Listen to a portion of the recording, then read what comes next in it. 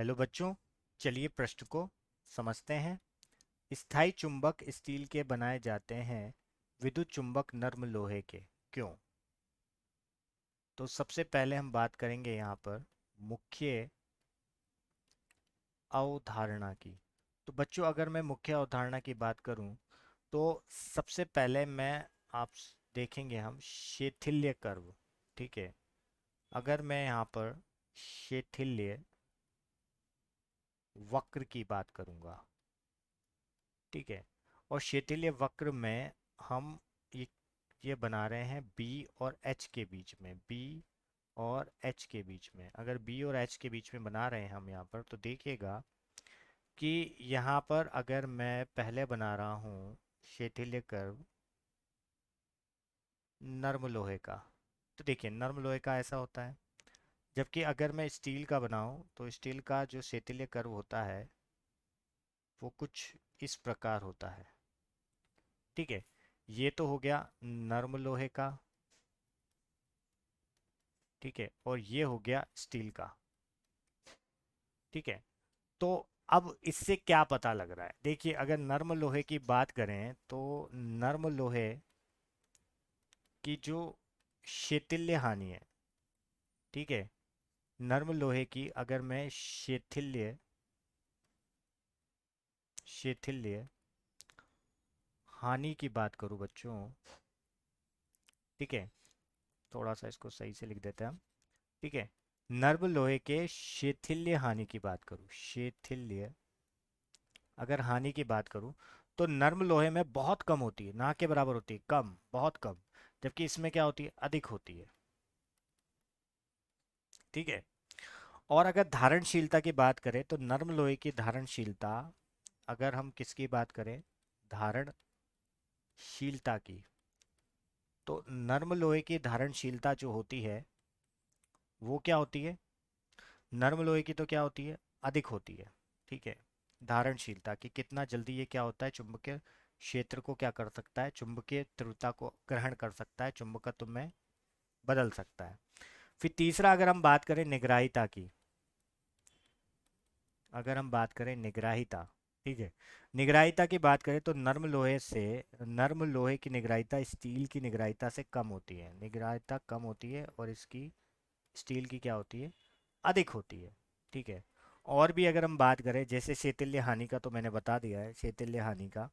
और चुंबकशीलता की बात करें तो नर्म लोहा तथा स्टील के अगर आप देखोगे तो नर्म लोहे की अपेक्षा स्टील की अपेक्षा अधिक होता है। ठीक है, किसकी? चुंबकशीलता, चुंबकशीलता नर्म लोहे की क्या होती है? अधिक होती है, और इसकी क्या होती है? कम होती है, स्टील की। ठीक है, तो इन्हीं इन्हीं मुख्य अवधारणाओं को उपयोग में लेकर चलिए हल करते हैं हम। ठीक है, तो हल की बात करते हैं। तो सबसे पहले जैसे मैंने वहां पर भी बताया, मुख्य अवधारणा में भी शिथिल्य वक्र की अगर मैं बात करूं तो बच्चों ये शिथिल्य वक्र हमारे लिए यहाँ पर बहुत ही महत्वपूर्ण है। तो क्योंकि देखिए शिथिल्य जो वक्र है उसी से ही हमें ये पता लगेगा कि इनकी धारणशीलता क्या है। ठीक है, अगर शिथिल्य वक्र से ही पता करेंगे हम, ठीक है, तो पहले हमें शिथिल्य वक्र बनाऊंगा, फिर हम उससे बात करेंगे। ठीक है, अगली बात करेंगे। तो ये B और H के बीच में मैंने क्या बना दिया? वक्र बना दिया। ठीक है, तो पहले मैं बना रहा हूँ नर्म लोहे के लिए। तो नर्म लोहे की अगर हम बात करेंगे तो नर्म लोहे में कुछ इस तरीके से बनता है थोड़ा सा। ठीक है, और अगर मैं बात करूँ स्टील के लिए तो स्टील के लिए कुछ कर्व इस तरीके से बनेगा। ठीक है, तो ये तो हो गया स्टील के लिए। ठीक है, और ये हो गया किसके लिए? नर्म लोहे के लिए। ठीक है, तो पहली चीज तो हमें पता लग गई कि जो शैथिल्य हानि है, देखिए शैथिल्य हानि होती क्या है। देखो शैथिल्य हानि होती है कि इजीली कौन बहुत आसानी से क्या हो जाता है, चुंबकत्व ग्रहण कर लेता है, कौन आसानी से विचुंबकत हो जाता है। मतलब शैथिल्य हानि उनकी कम होगी अगर आसानी से चुंबकत्व को ग्रहण कर लिया और वापिस से विचुंबकन हो गया आसानी से, तो उनकी चुंबकीय जो शैथिल्य हानि वो कम होगी। तो नर्म लोहे की अगर बात करें तो नर्म लोहे के लिए जो शैथिल्य होता है वो हानि ना के बराबर होती है, नगण्य होती है। ठीक है। और इसी प्रकार अगर स्टील के लिए बात करें तो इसमें होती है, अधिक होती है, किसकी तुलना में, इसकी तुलना में। देखिए इन्हीं से ही हमें पता लगेगा कि हम नर्म लोहे को क्रोड में क्यों यूज करते हैं और स्टील को हम किस में, हम स्टील को स्थायी चुंबक के लिए क्यों उपयोग में लेते हैं। ठीक है। अब इसी तरीके से अगर मैं बात करूं धारणशीलता की, तो बच्चों देखो इस कर्व से भी हमें पता लग रहा है धारणशीलता का। ठीक है। अगर आप देखोगे तो धारणशीलता का इस कर्व से भी हमें पता लग रहा है कि धारणशीलता, नर्म लोहे की धारणशीलता क्या होती है, स्टील से अधिक होती है। नर्म लोहे की धारणशीलता अधिक होती है किससे, स्टील से, इसकी कम होती है। ठीक है। और अगर मैं बात करूं निग्राहिता की, देखो कर्व से भी पता लग रहा होगा निग्राहिता का। देखिए इसको तो मैं बताता हूँ। ठीक है। देखिए निग्राहिता आप देखोगे कि अगर स्टील की यहाँ पर देखिए, अगर आप देखोगे, इसको ब्लैक से बताता हूँ मैं। जैसे अगर आप नर्म लोहे की देखोगे यहाँ पर, तो नर्म लोहे की तो ये सी डैश हो गया, और यहाँ पर देखोगे तो ये सी हो गया। तो नर्म लोहे की जो निग्राहिता है वो स्टील से क्या होती है, कम होती है। नर्म लोहे की कम होती है और स्टील की क्या होती है, निग्राहिता अधिक होती है। ठीक है।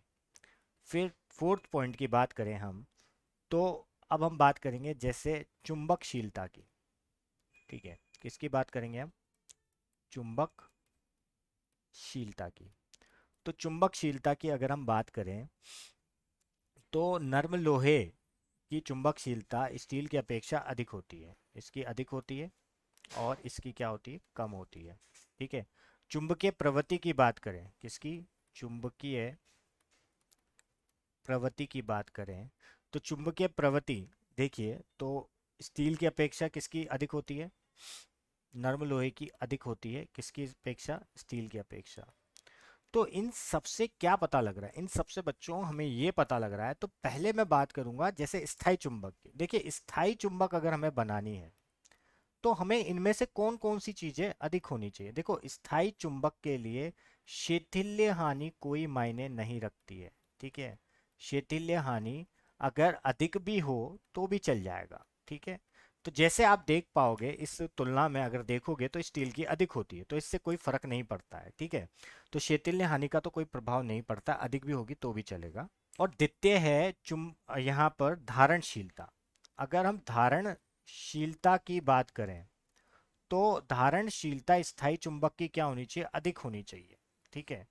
तो अगर आप यहाँ पर देखोगे धारणशीलता स्टील की कम होती है, मगर उससे इतना इतना अंतर नहीं होता है। ठीक है। अधिक तो होती है नर्म लोहे से, नर्म लोहे की अधिक होती है, पर इतना अंतर नहीं होता है।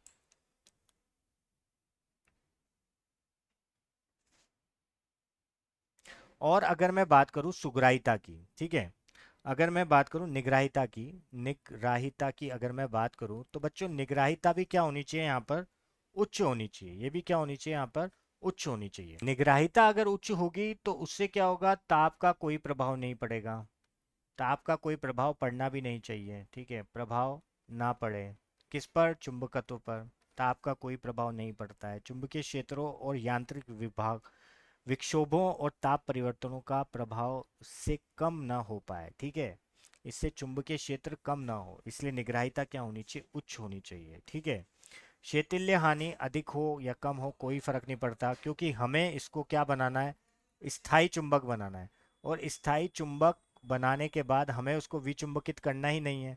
तो स्थायी चुंबक यहाँ पर चुंबक जो शैथिल्य हानि है वो अधिक भी होगी तो उससे कोई फर्क नहीं पड़ेगा। यही कारण है, इसलिए स्थायी, देखिए इसीलिए हम ये कह सकते हैं कि यही कि स्टील की धारणशीलता नर्म लोहे की अपेक्षा कुछ कम होती है, परंतु इस बात का अधिक महत्व नहीं है, क्योंकि स्टील की निग्राहिता, निग्राहिता अगर आप देखोगे तो स्टील की क्या होती है, उच्च होती है। ठीक है। उच्च होती है, और उच्च होने की वजह से स्टील की निग्राहिता नर्म लोहे की अपेक्षा अधिक होती है, इसलिए हम इसको स्थायी चुंबक के लिए उपयोग में लेते हैं। इसी प्रकार अगर हम नर्म लोहे की बात करें तो नर्म लोहे की शैथिल्य हानि क्या होती है, ना के बराबर होती है। अगर हम बात करें नर्म लोहे की तो इसकी जो शैथिल्य हानि है वो क्या होती है, नगण्य होती है। और नगण्य होती है। देखिए शेतिल्य हानि नगण्य है, आप देखोगे तो देखिए मैं यहाँ पर नर्म लोहे का तो यहीं पे बता देते हैं। देखिए शेतिल्य हानि नगण्य है, धारणशीलता अधिक है, ठीक है, चुंबकशीलता यहाँ पर अधिक होती है, चुंबकीय प्रवृत्ति अधिक होती है। सबसे इंपॉर्टेंट है यहाँ पर कि यहाँ पर जो शेतिल्य हानि है वो कम होती है, मतलब ये आसानी से विचुंबकित और चुंबकित बना सकते हैं। इसलिए नर्म लोहे का उपयोग हम किस में करते हैं, क्रोड में करते हैं, क्योंकि हम चाहते हैं कि वो आसानी से क्या करे, चुंबकत्व धारण कर ले, चुंबकत्व धारण करे, ठीक है, करे, और आसानी से विचुंबकित हो जाए, विचुंबकित हो जाए, ठीक है। तो यही हमारे प्रश्नों के उपयुक्त उत्तर होंगे। मैं आशा करता हूँ आप लोगों को समझ आया होगा। धन्यवाद।